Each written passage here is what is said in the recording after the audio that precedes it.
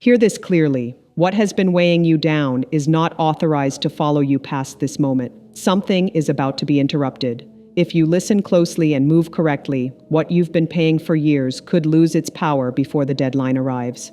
There are moments in time when pressure peaks not to destroy you, but to force a decision.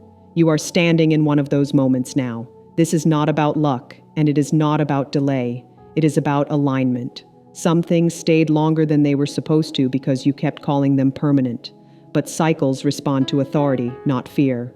When you shift how you speak, how you act, and how you prepare, systems begin to move. What was locked starts loosening. What was delayed starts responding. This is not the season to tolerate wait. You are being positioned to release it. If this resonates, don't just listen. Engage. Pause and declare what ends now. Share this with someone who needs to hear it, and stay present because clarity is about to increase and direction is about to sharpen. When people hear the word debt, they usually think about money, numbers, bills, and obligations. But debt goes far beyond finances. Financial debt is often just the visible layer of something deeper. Emotional debt shows up when you keep carrying unresolved pain, guilt, or disappointment from past experiences. Mental debt forms when your mind is overloaded with fear, self-doubt, or constant pressure to catch up.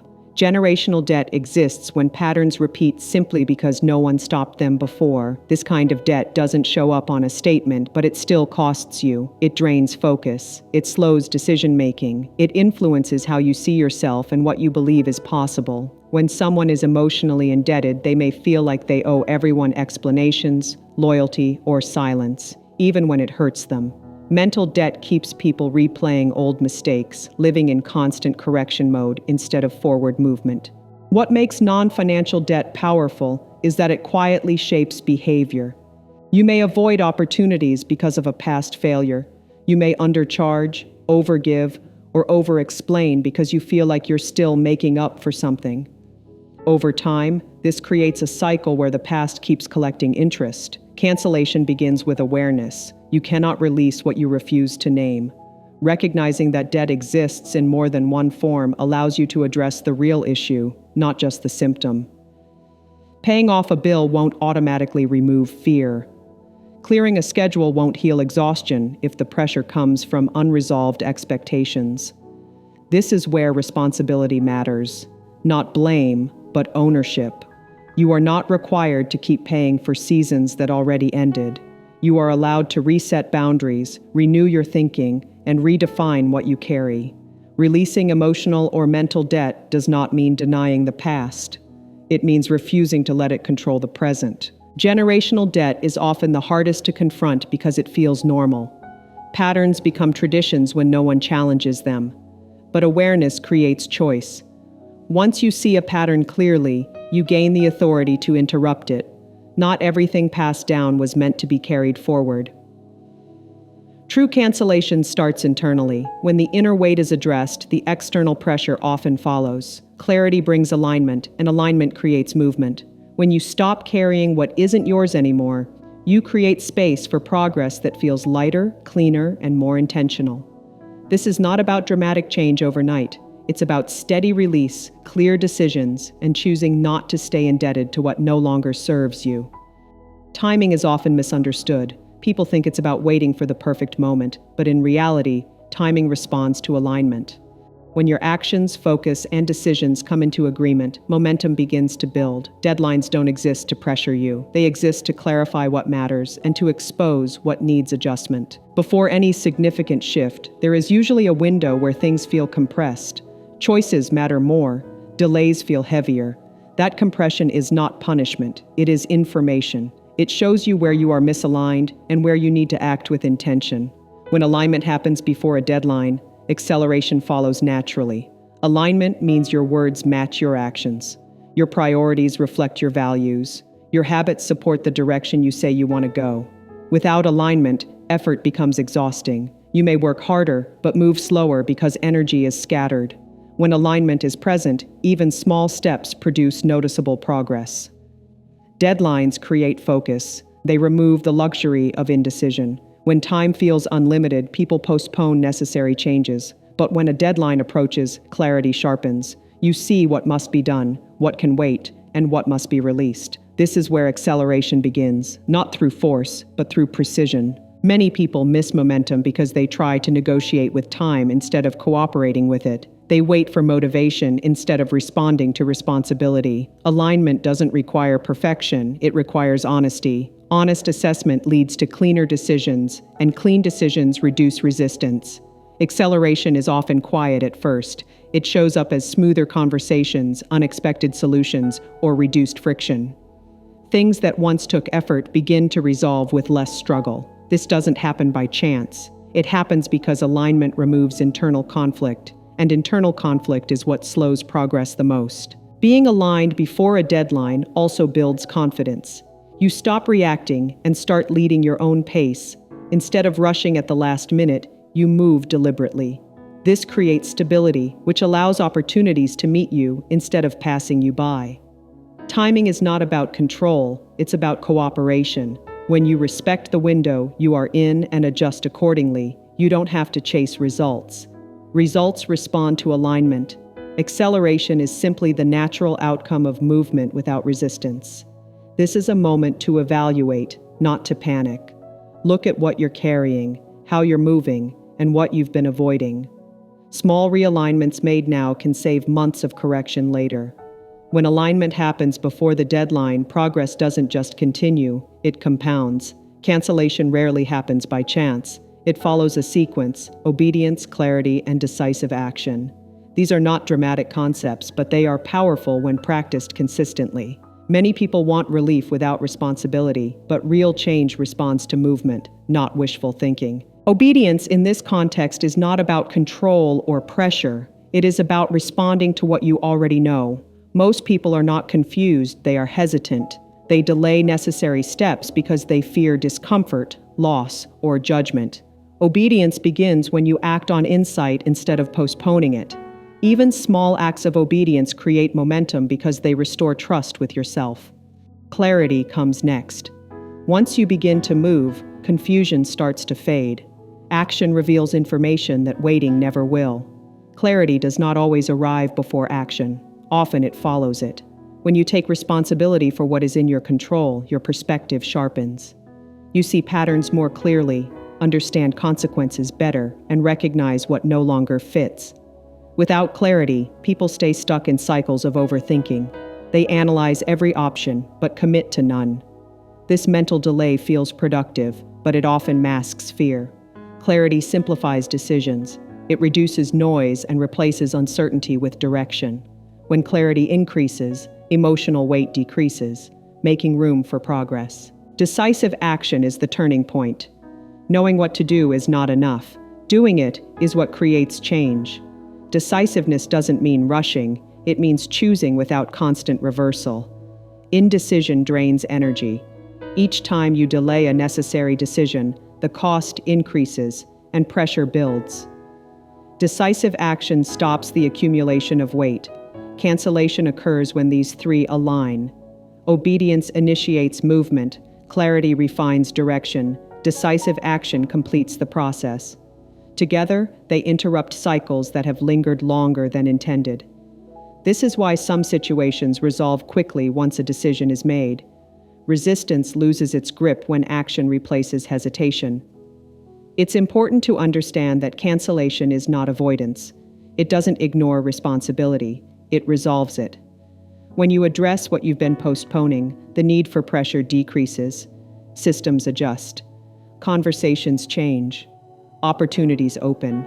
Not because circumstances magically shift, but because you did. This process requires honesty and consistency, not intensity. You don't need to do everything at once. You need to do the next right thing with commitment. When obedience, clarity, and decisive action work together, progress becomes sustainable. Cancellation is the result of alignment in motion.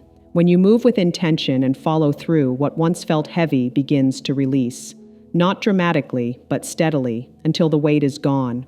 Authority is often misunderstood as control over others, but real authority begins internally. It is the confidence to stand by your decisions and the willingness to take responsibility for the direction of your life. This kind of authority is not loud or forceful. It is steady, intentional, and grounded in belief. Belief shapes behavior before it ever becomes words. What you believe about yourself determines what you tolerate, what you pursue, and what you walk away from. If you believe limitations are permanent, you will adjust your life around them. If you believe change is possible, your behavior will slowly shift to support that belief. Authority starts when belief becomes strong enough to influence action. Spoken intention is belief expressed outwardly. The way you speak about your future, your challenges, and your capacity reinforces your internal stance. This is not about exaggeration or repeating phrases without meaning. It's about clarity. When you speak with intention, you define boundaries and expectations. You stop narrating fear and start describing direction. Many people underestimate the impact of their own language. Constantly repeating uncertainty trains the mind to expect delay. Speaking intentionally doesn't mean ignoring difficulty. It means refusing to give difficulty the final word. When your language aligns with your values, your decisions follow more naturally. Authority grows through consistency. Each time you follow through on what you say, trust is built, both internally and externally. You begin to rely on your own word. This reduces self-doubt and strengthens confidence. Over time, people and situations respond differently to someone who moves with clear intention. Belief and spoken intention work together. Belief fuels what you say, and what you say reinforces belief. When these are aligned, hesitation decreases. You don't need constant reassurance because your direction feels settled. This internal stability creates momentum. It's important to note that authority does not eliminate challenges. It changes how you respond to them. Instead of reacting emotionally, you assess, decide, and act. This shift reduces chaos and increases effectiveness. You become proactive rather than reactive. Activating authority does not require a dramatic declaration. It begins with simple, honest statements: what you will no longer accept, what you are committed to, and what you are moving toward. When spoken intention is backed by action, it carries weight. Over time, this practice reshapes patterns. You stop negotiating with doubt and start reinforcing direction. Authority becomes less about effort and more about alignment. When belief and intention are clear, decisions become cleaner and progress becomes steadier. Authority is not given, it is practiced. Each aligned belief and intentional word strengthens it. And as authority grows, unnecessary resistance begins to fall away, making room for forward movement that feels deliberate and grounded. Preparation is often overlooked because it doesn't feel dramatic. It happens quietly, before anything visibly changes. But preparation is what determines whether release is sustainable or temporary.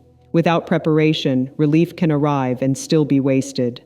With preparation, even small opportunities create lasting progress. Many people want release from pressure, responsibility, or limitation, but they skip the work that makes release possible. Preparation is not about perfection, it's about readiness. It's choosing to organize what's within your control so that when change comes, you're able to respond wisely instead of reacting emotionally. Preparation begins with awareness. You take an honest look at your habits, your systems, and your patterns. Where is energy being lost? What decisions keep repeating? What areas are unstructured or neglected? These questions aren't meant to create guilt, they create clarity, and clarity is the foundation of preparation. Release often comes with new responsibility.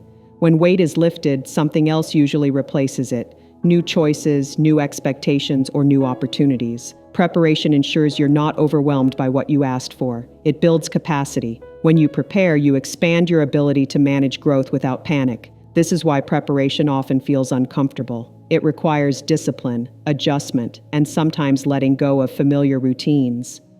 But discomfort during preparation is different from pressure caused by chaos. One strengthens you, the other drains you.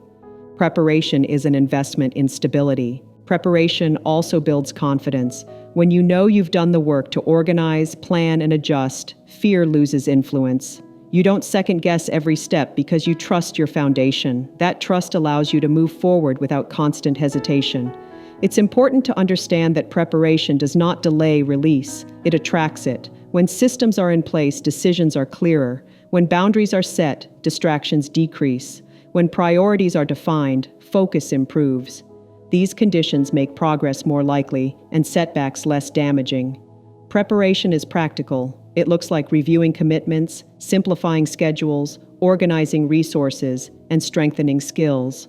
It looks like learning before you're forced to know and adjusting before pressure demands it. Small, consistent preparation creates resilience. Release without preparation can feel exciting at first, but quickly becomes overwhelming. Preparation without release can feel slow, but it builds endurance. When the two meet, progress becomes steady and manageable.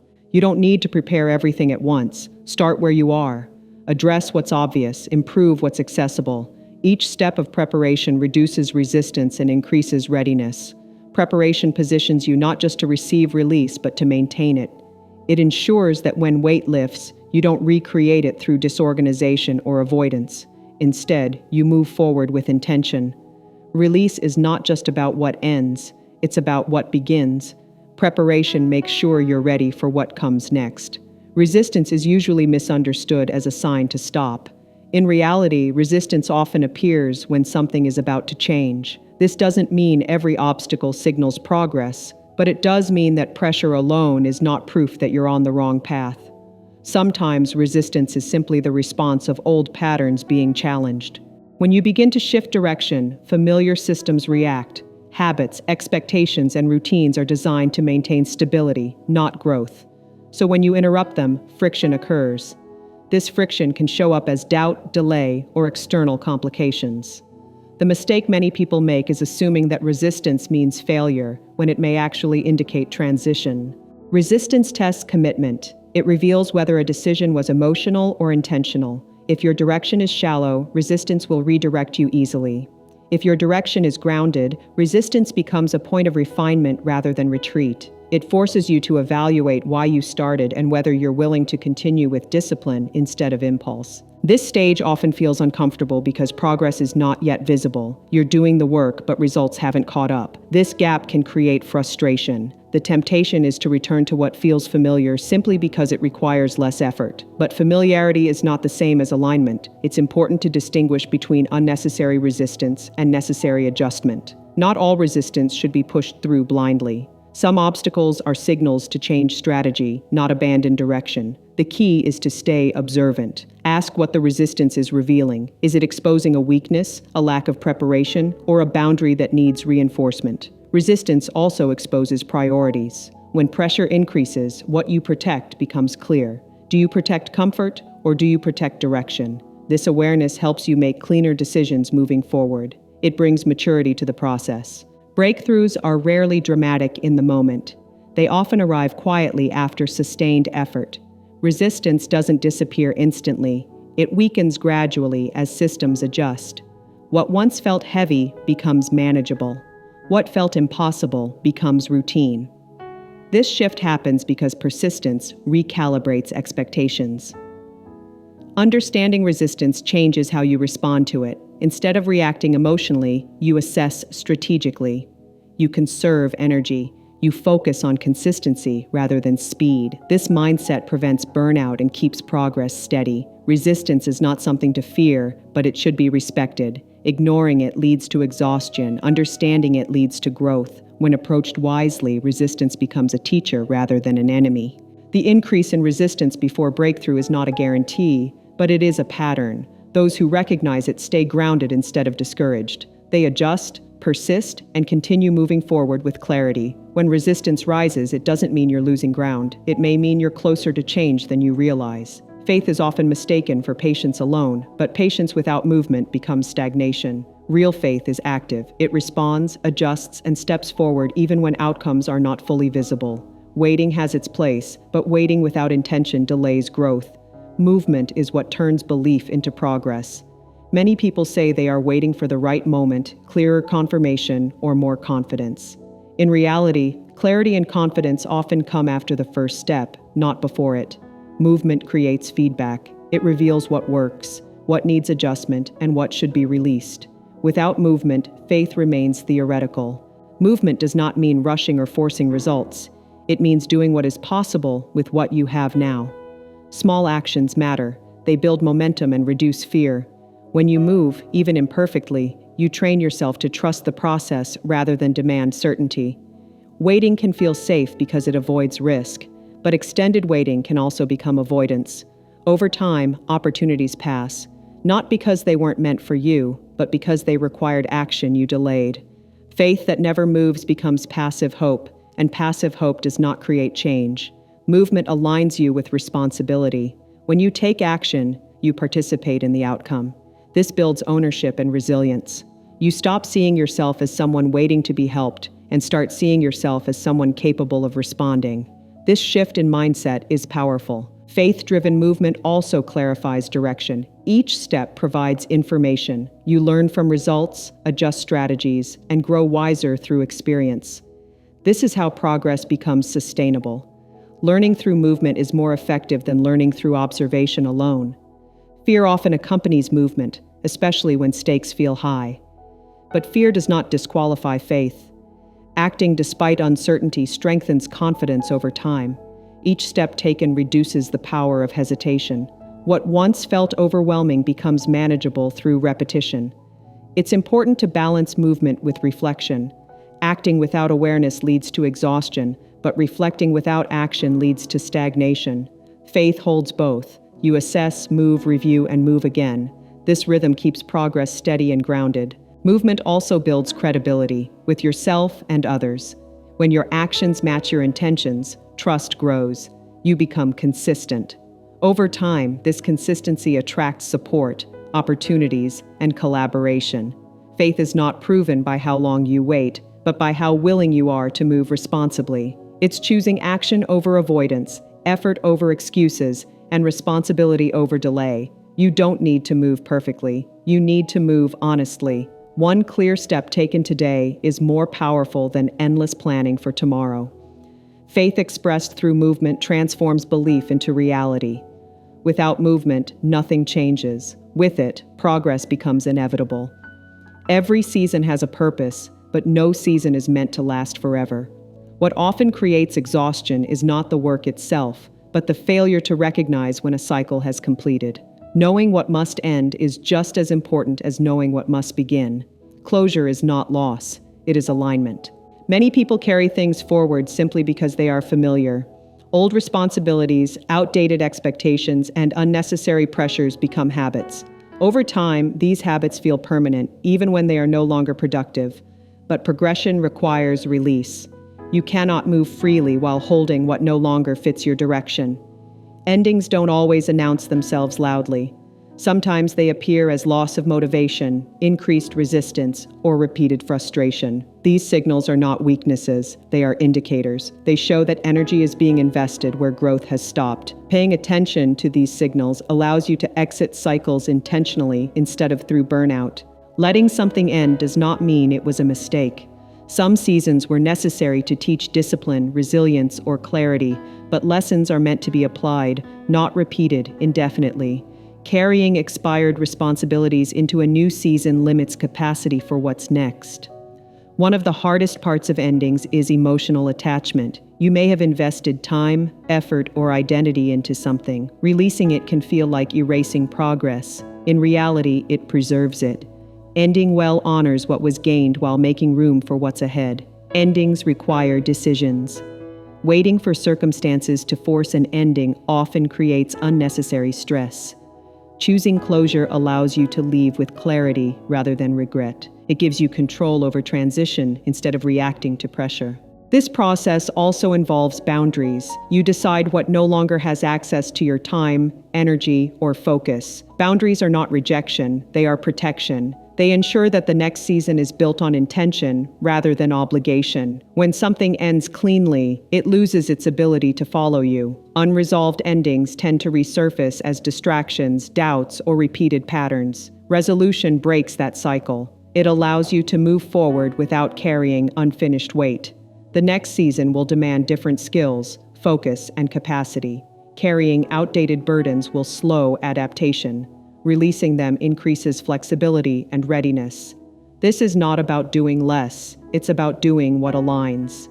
Endings create space, space for clarity, space for rest, space for new opportunities to develop naturally.